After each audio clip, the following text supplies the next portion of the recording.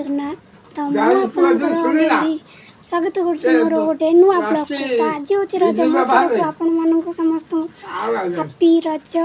तो आपण मैंने केमती सेलिब्रेशन कर मत कमेंट रे निश्चय जणाइबे। तो आज आम जाऊँ घटगाँ माँ तारिणी मंदिर। तो चलतु देखा।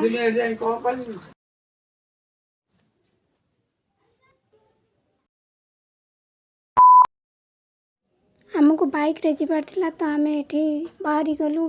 बे 90 किलोमीटर बाप रे बाइक रे बहुत मुश्किल हम बट चलतु देखा।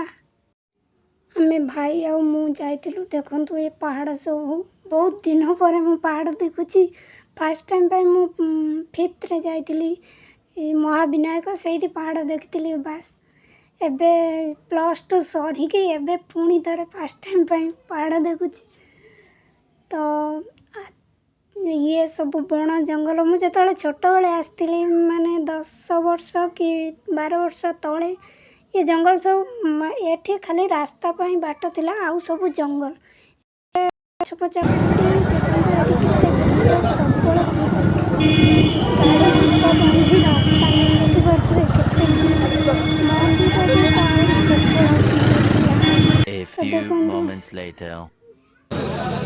भोग किना मंदिर भर गलु मंदिर देखते लोक। Thanks for watching.